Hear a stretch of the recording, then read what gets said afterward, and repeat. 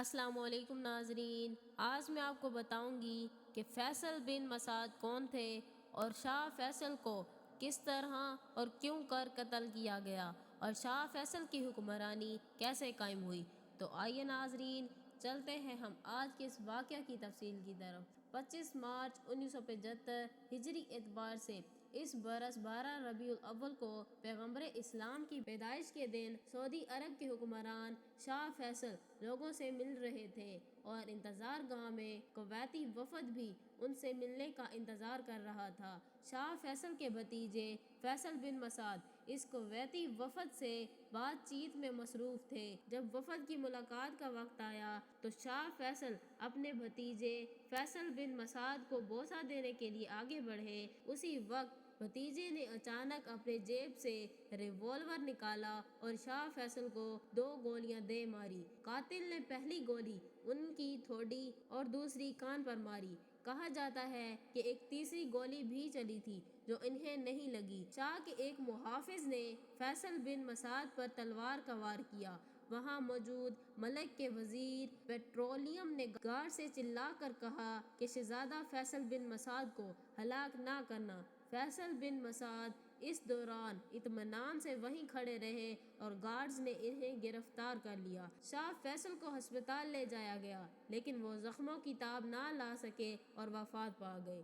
سعودی عرب میں 2 دہائیوں سے زیادہ عرصے تک صحافت کرنے والے تجزیہ کار راشد حسین کی ایک ایسے شخص سے اچھی خاصی واقفیت تھی جو اس وقت شاہ فیصل کے بہت قریب کھڑے تھے جب یہ واقعہ پیش آیا۔ وہ شخص تھے اس وقت کے تیل کے وزیر احمد ذکی یمانی جو اوپیک کے وفد کو جس میں کویت کے وزیر بھی شامل تھے شاہ فیصل سے ملوا رہے تھے۔ راشد حسین کہتے ہیں ممکن ہے کہ جو سیکیورٹی اسکریننگ ہوتی تھی وہ نہیں ہو سکی ہو۔ جب گولی چلی تو لوگوں نے سمجھا کہ یہ احمد ذکی یمانی کو بھی لگی ہے کیونکہ انہوں نے ہی پہلے فیصل بن مسعود کو جا کر پکڑا تھا۔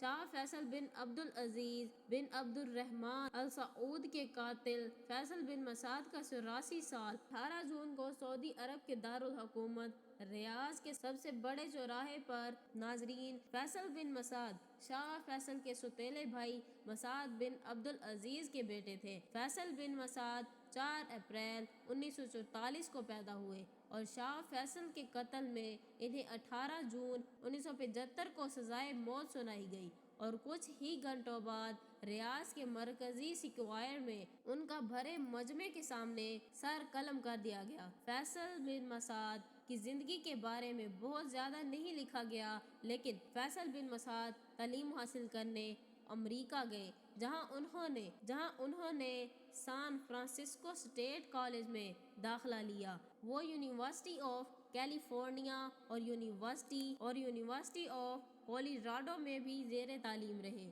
شاہ فیصل کے قتل کے بعد ابتدائی طور پر کہا گیا تھا کہ وہ دماغی طور پر عدم توازن کا شکار ہیں۔ قتل کے بعد شاہی کابینہ کی جانب سے ایک بیان میں انہیں باقاعدہ طور پر پاگل قرار دے دیا گیا لیکن ڈاکٹروں نے معائنے کے بعد سرٹیفکیٹ دیا کہ فیصل بن مسعود دماغی طور پر بالکل ٹھیک ہیں۔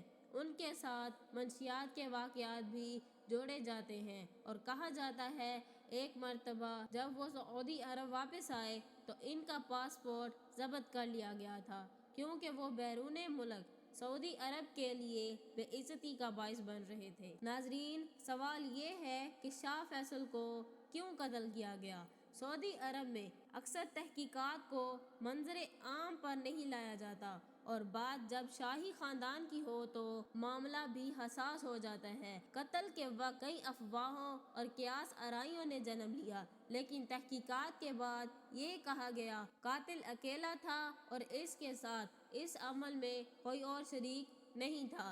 فیصل بن عبدالعزیز کے حوالے سے دستیاب معلومات کے مطابق وہ 14 اپریل 1906 کو ریاض میں پیدا ہوئے۔ وہ شاہ عبدالعزیز کے تیسرے بیٹے تھے۔ ان کی ماں طرفہ بنت عبداللہ کا تعلق عبدالوہاب کے مذہبی گھرانے سے تھا اور ان کی شادی شاہ عبدالعزیز کے ریاض کو فتح کرنے کے بعد ہوئی تھی۔ فیصل ابھی 6 ماہ کے تھے کہ ان کی والدہ وفات پا گئی۔ ان کی پرورش ان کے نانا نانی نے کی اور ابتدائی تعلیم بھی۔ سن 1919 میں برطانوی حکومت نے شاہ عبد العزیز کو لندن مدعو کیا تو وہ ذاتی مصروفیات کی وجہ سے نہ جا سکے، لیکن فیصلہ یہ ہوا کہ ان کی جگہ ان کے بڑے بیٹے شہزادہ ترکی جائیں گے، لیکن سسپینشن فلو کی وجہ سے شہزادہ ترکی کی وفات ہو گئی تھی، سو اب قرہ شہزادہ فیصل کے نام نکلا اور وہ سعودی خاندان کے پہلے فرد بنے جنہوں نے انگلینڈ کا دورہ کیا۔ ان کا یہ دورہ 5 ماہ جاری رہا، اسی دوران انہوں نے فرانس بھی دیکھا۔ ان کے والد انہیں اکثر اہم ذمہ داریاں سونپ دیتے تھے اور سمجھتے تھے کہ فیصل ان ذمہ داریوں کو بالکل احسن طریقے سے نبھانے کے قابل ہے۔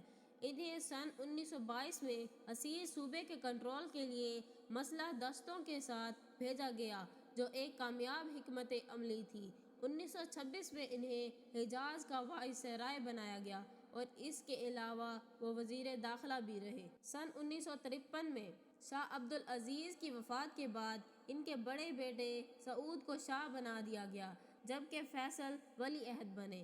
شاہ سعود کی گرفت امور سلطنت پر اتنی نہیں تھی کہ جتنی ان کے والد کی تھی، اور نہ ہی وہ داخلی اور خارجہ پالیسی کا کوئی قابل ذکر تجربہ رکھتے تھے۔ شاہی خاندان کو جلد ہی اس کا احساس ہو گیا اور یہی وجہ تھی کہ شاہ سعود پر دباؤ ڈالا گیا کہ شہزادہ فیصل کو وزیر اعظم بنا کر انہیں زیادہ اختیارات دیے جائیں۔ اس وقت تک قریبی ہمسایہ ملک مصر میں جمال ناصر بادشاہ کا تخت الٹ کر حکمران بن چکے تھے اور ڈر تھا کہ کہیں یہاں بھی ایسا ہی نہ ہو جائے۔ آخرکار انہوں